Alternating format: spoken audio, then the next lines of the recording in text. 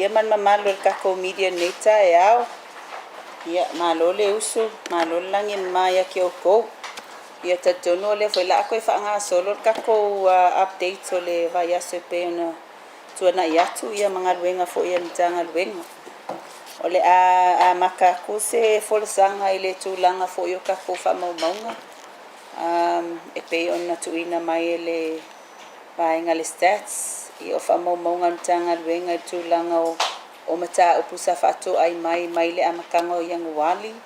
Se ia pa ia mai le asusfulu ma le ono November. Ia o lo whamauina i le tūlanga o le so o le comparison for the same time last year and this year. So tausanga luafe luasfulu ma le tasi ma le tausanga luafe luasfulu ma le lua. I whamaumaunga lantanga luenga ia o lo whamauina i mata upusa whato ai mai. Sa whaatino Yesu e suenga ia e whamauina i e pa u le luasfulu whapaseni. O le tausanga lua o lua tasi e whaafe se lau fitu tasi leo whaingo o mata upusa whaatino Yesu e suenga ai tolu afe tolu se lau valuiva i le tausanga le nei le pe ona whailoa kola suono November le a mai ele li poki le ngei.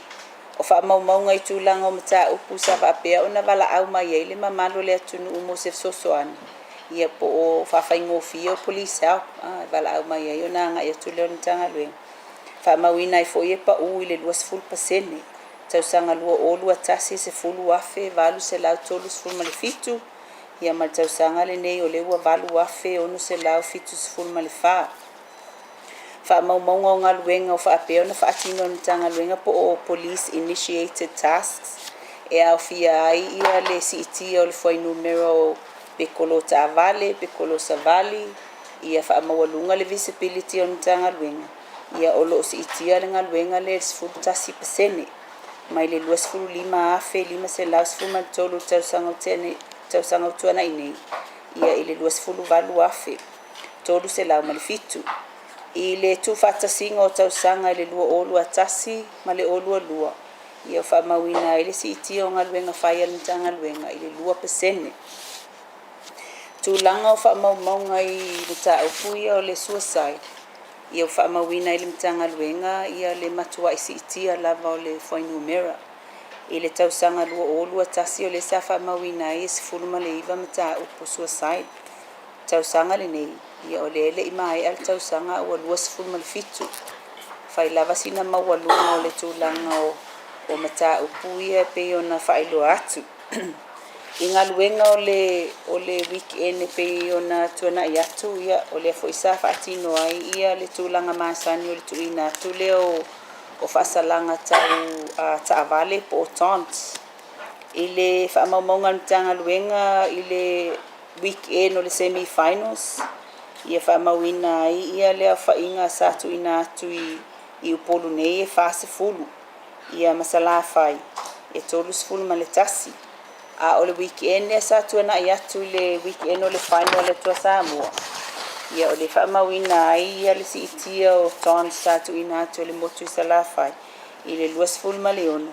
Ia a upolu nei e lua sfulu ma le lua. Ia o se tūlanga nai leo te lenga o whaamaumaunga le tato mtanga luenga e tusai o ngā luenga sa whaatino. Tato nufo i fia whaongale nei ia wanoa e tuina atu ai ia se update al mtanga luenga. Inisi fo i o mata upu lea sa maitawina ia sa whapea ona whafsota i mai ai le mtanga luenga i le tato media.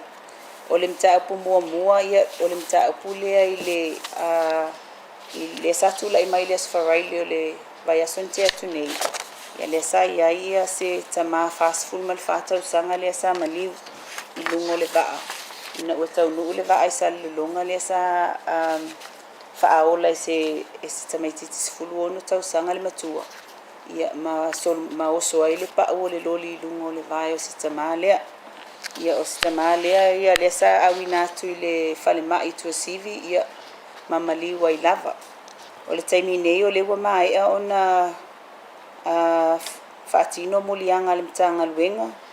Ia ma ua toe tatala i tua ia le tamaititis fulu ono tau sanga lea.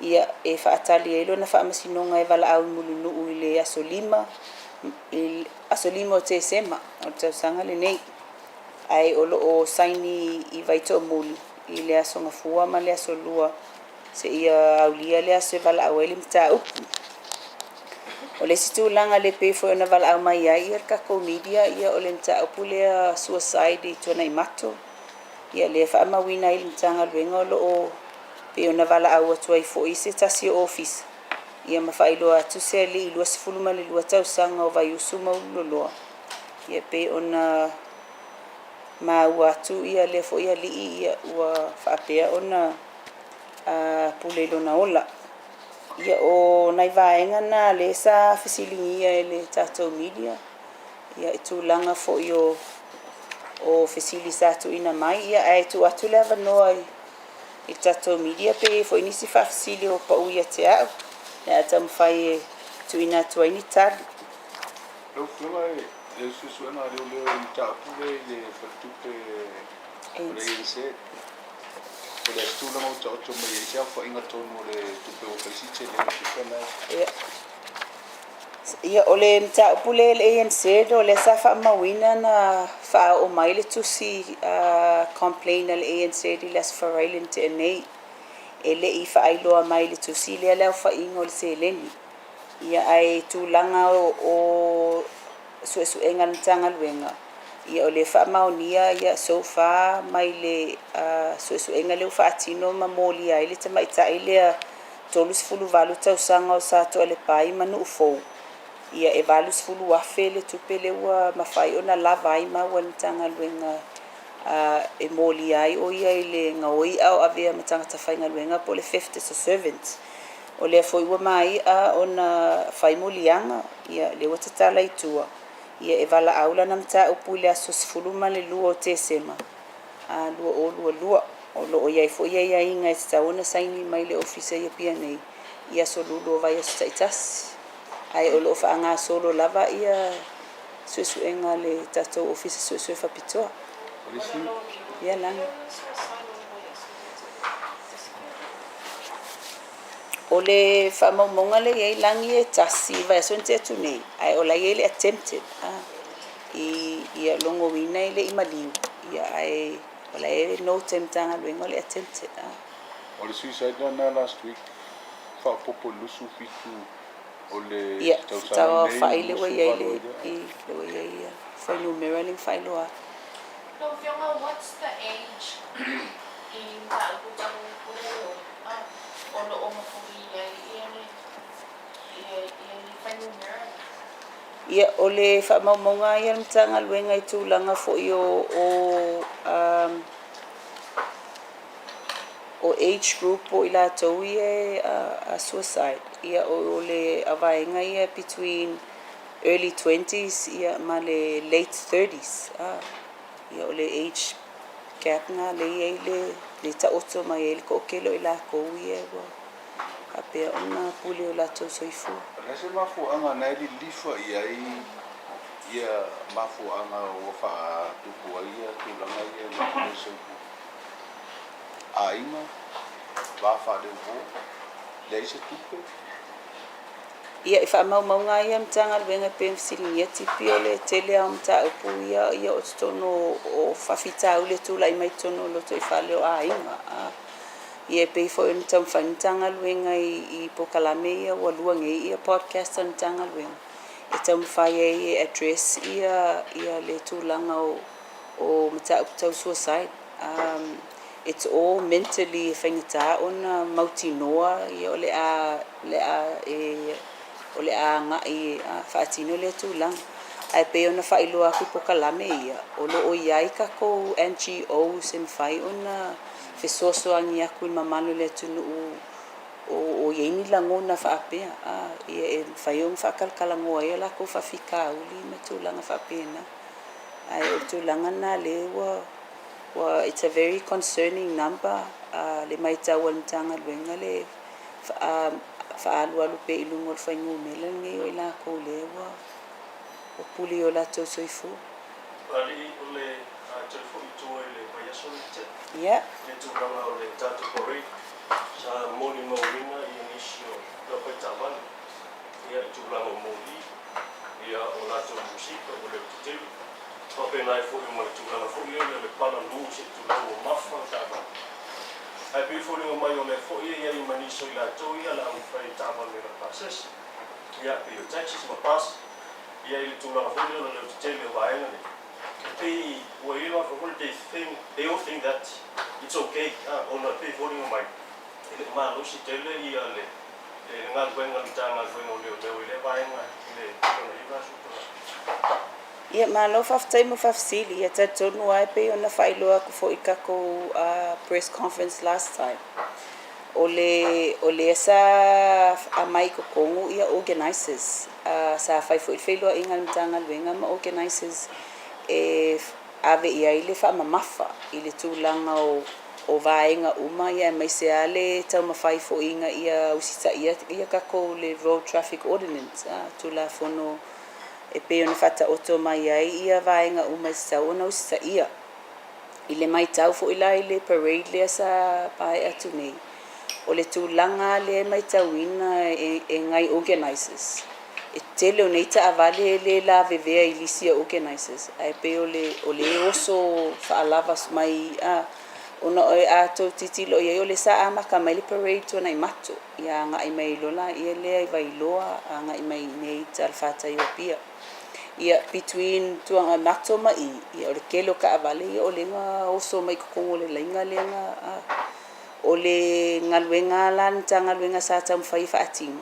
ina ia awane itula i mai se fa fita o le pe afia ese soifua se se mamalo le tunu ia fata no ina mane manu ia le turanga parade ia mai le mako foi observation sa ole le ia la so noanga tele foi tulanga sa mai tawina tulanga yo o fa pipi speaker lungo o ta avale ma vai no va pena ia ole la o to mo mai al kako parade ia le foi la neva yaso ia le la ko fa ka o uma tulanga o koloka masani le mtanga luenga ko fa malusia uma ya la tulanga ia i tau ona ele kaunga yengi ka ko additional lights ia fa susulu e fa le anga imaka o mamalo le tunu ia manisi vaenga e pe ona ia musika vaenga mana mole le lai fa kingo ia polo kol vai asole ni ko fa malusia tulanga o tulafo ai pauli me fa fta yen tanga luenga ia ele ia isi soifua na mau le tulanga fo yo le fa moe le pe ona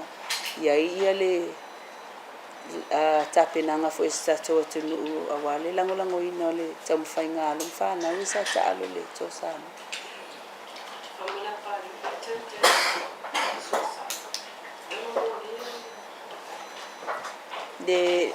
de ai wa swingo tu la fono lo wa ai le Crimes Act 2013 wale to yeni molianga ila to ye tamu fai e fa ole le oti ala ko se tulo ia ona ole mai tau ia o ngai ka ia o lo manga mi se so soani so ile ko ia la ni molianga fa pena Hello, kaya tulanga ni parades pa mo. ia Kasi kami bata mo umali na awal ka sa mo to mata ole ata dia motor sama dengan fainga mai da ino fan pasi pe na nasa kama to ata dia motor sama ai pe mita fata ya ia o taimi nei ele i se tapenanga mtanga benga ile fa moe le e sa ole e ma ua fo i fasala mo fa pe ole fo e o mai ia al taimi nei ele fa mautuina mai se aso ma se tai ia tatonu fa iloa mai lo fa mautu mai ia ole ia fo i tapenanga mtanga benga e tau fa tin e fuala i fuanga fo ia komiti le mai ia le kako au po ole me e sa le pasi mai o ye ingi me fo inga parade au ta fale wala me va pena al termine ele i fa mau kuinga o nga lele i fa iloa mai fa mau ku mai so matai ni ma se aso fo ika mai fa malanga mai ele lo que ore lu mele le sa fa iloa o li mo ma te lo le nga lu te le ba se la montu ya le to ma te watu le to fa sa la uia no ana ambiente ngata le ngata nei le ngata le o ta ne fa fa ya o ese to proposal ho le wa ave malo I le toe whaopopo le no mela po ele le inungo leo a ulumana i le fono le choka. Choka. Ia, pe ona whailua aku o le tūlanga o le approved structure ni tanga luenga e awhi mantupu a taimi neina al varse lau. Ia, o le ai whaia o ia ai ele whape o tau whia mai ele au whainga luenga mai wha maa vai. Ia pe o ese fo ni tanga luenga ona o isi e ngalo duwe tono isi ni tanga luenga maa lo ia ona tūlanga o se leni me tupe mau. Ia ai o le ai tau mawhai ia le tātou mtanga luenga. Ia whaftai fo i kako media pe a whape sa ko whasala ua ni mako tarsanga atu le. Ia wanoa ia le wikuti e whanga solo te mine. Ai o nau ta inga e si itia le whainu mera. Ia ona pe ona whailo aku e whailava sina tā ua fo i le titila mtanga luenga le tau ona malu pui pui al fontanga le wha moe moe whai mai sa moe lulua olu e wha. O le si vaenga le whai titi e le whinga runga ono o le whinga whaawai po le policy le sa ia. Le whaintua ngā lua whatasi se le iposta mai ta i le wana nofo o se runga le whai tui. Ia. Ia po nisi fo ia ia ini tūlanga o ni whanau o nisi leo le. Fo tati ia i le whinga whaawai le na. O whaawa upe le whinga whaawai po ua le o toi ia i le o toi whaamai. Ia o taimi nei o le ae e le isuia le regulation ona o le tula fono nga whatontonu. Ia ai o le ewa ia i le finangalo le whionga minister o le ato e whaisuinga. Ia ona le mai tau fo ia i tūlanga nga pe ua whaisinga ke leo whainu mera o nisi fo i o le mtanga luenga sa whapea ona ave esea mai ona o le tula fon whatontonu na le sa pasia tawaini. O ala ni suinga leo fufu e whai le tula fon whatontonu. Ia o le finangalo a o ta oto taimine la whionga minister o le toe suia ia fo ia tūlanga masani. Ai o tūlanga i a whapeo se unga li whai koi. E le titau ona ngā lulu i tono se vaenga e tas. Pe ona ia ia tau sanga o mawai. Ia o tūlanga na le tau whanga solo kua ia. Tapenanga ni tanga lu. E se tūlanga, o la se tūlanga o ia ile se suenga ni tanga lu inga i se taso manul manu. Le sa ia whatauta ia se mata upule o mai au le whai whai ino o sinoma. Nga le se ta o mombo en whanga le lipo sino le whai ia se suenga. Tōni te wanga o le wolea. O le asa tala mai se suenga le mtanga lu inga o ia i tūlanga. Le keis lea mai fia. Okay. Okay le o ma wala le ale la ase I koe le fa mau mai siongi. Ia ona toe mau kuapula ia le se kali kulanga ka ku. Isi tūlanga se tala rata mai se tūlanga fule o whana waonga ile iso ila tōle whapeo le whangasolo se ngantanga leo le involve le vesila o. Le vesi. Ia o taimi nei o lo kamwhai ale vaenga le ICT e ngā lue whakasima le officers we.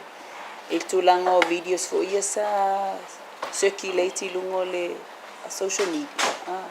Whaamau ku ma ia tūlanga o ni vaenga e tau fo ia ni whai muli anga mtanga lenga so lai whaawa warsus we nganta ku. Paman mole pali, la fufuanga mtanga lenga le tatou tūla ta Christmas. Festive season pe fiani malo le malo le am faiona ngale lue ai.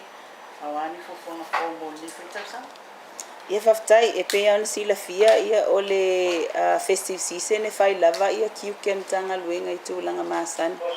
O taimi nei ia o lele I mai au na tu whatasia le operation for mtanga luenga wa le festive season.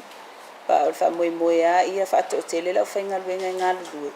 Ina ia mataitu ina umawaenga ia wape o le waikau le fie fie ke le malo le tunu ue pāki ma inu le ava ma whewa I ngo whewa I ta avali. Ia o tūlanga nā lea la ia na fufu e mtanga lue. Ina ia awangi ingi whaalawe lawe whapena e siti a pe kula I mai kai mui festive season. Ia.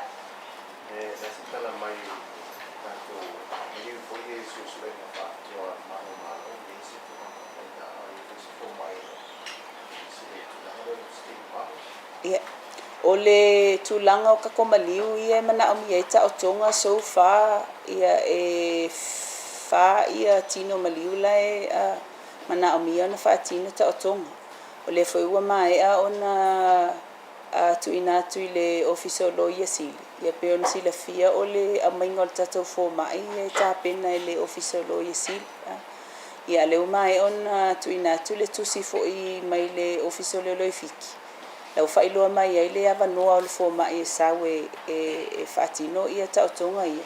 Ma sau ona ia mta upu tau whamasinonga ia mana o mia ona moli mau e le fo mai. Ta tonu la a le o le masina le nei ia o le masina o te se mai tanu mai le fo mai. Mo le whaamoi moe le whainga o tau tonga ia me se fo I le tūlanga o tau rumanga o whamasinonga.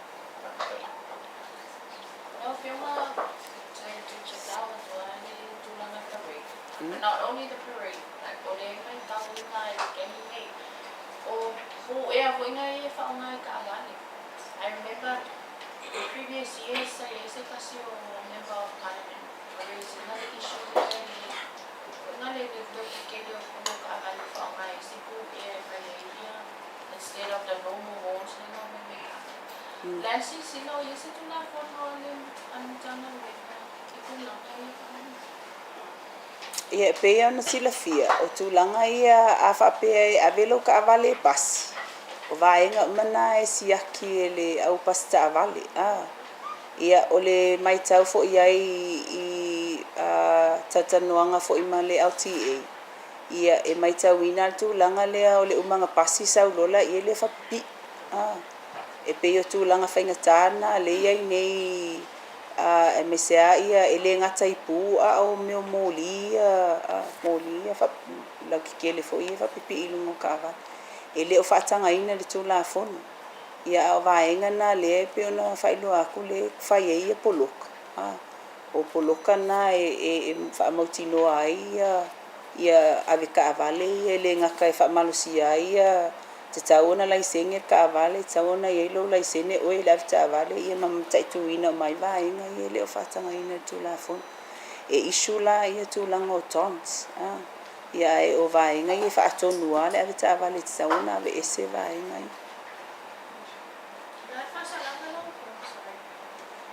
o le I ke o se ai o lunga le schedule o le tons nga kako traffic offence notice o nga e whaka oko mai ia ko inga penalties ese mo vaenga ia o le whai o lo fuspao o le laisene o lau ta vale o le ai o lo laisengi like kongo le schedule but I'm not able to confirm the penalty taimini. Sorry, one more. We've noticed in the parade, Hanawiti, le ekusayo kukamakana si iya kupepepe ko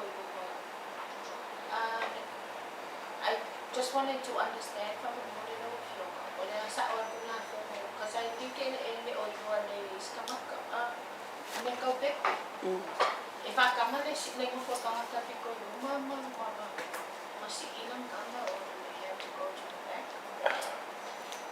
Ai ke ua vave aku sa ukad and but let me confirm le tula fono le ka okola il fata oto ina mai o tula fono o vainga ta ua le tala no mai le ka ko traffic offense road traffic ordinance tasiva ono tasi ina o le vainga le sawan failo fusipa o ele avita vale fusipa pa sese ia ma vainga i tauna pa tauna laisenge ma vainga I will verify mai le tula fono ko e failo kuna ia tala ia yeah no que pa ni no mo de ko la pa tu de rate ga le I tafuli yeah palenga mai mo o le charges na no nenta o ila so le yeah for possession ya pangari mo ki mo ko si panga mo na isinge pe pea ko amanga na ro ko inisi charges ko oi o sei mai alang ko sa ili mai le fa po inisi ai mo wale o la tau fia taimine o la nga remand in custody o la solus fultasio novema ye vala agua te tonu e o ko i pe e la kul ko di la sole ye e read out le skala ia molianga ia faila ko tanga le alela walu sa ili nga longo kule o ia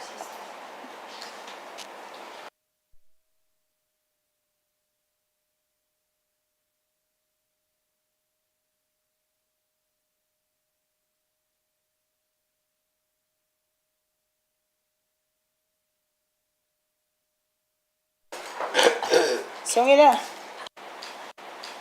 English coffee. Just for corporate. e ko ke lo le le fai ma ko releasing ai ngoa but we can only say she's a 38-year-old from Sato Lepai and Ufo. She's going to appear in court ila sus fuluma ne luo te sema ia o ko do ai lola ia leo le ngol ting Fai poi popeli, fai poi popeli. ese sí oi silly just me.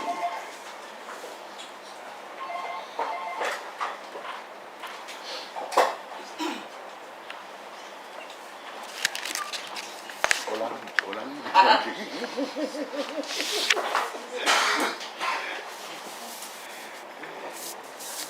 Yeah, ese sí fácil. Yeah.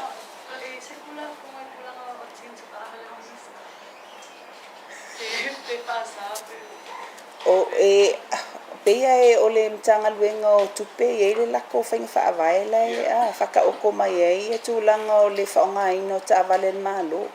I'm not sure at the moment po ia tulanga ai ole mtanga luenga na le faka oko mai le vehicle task force an malo.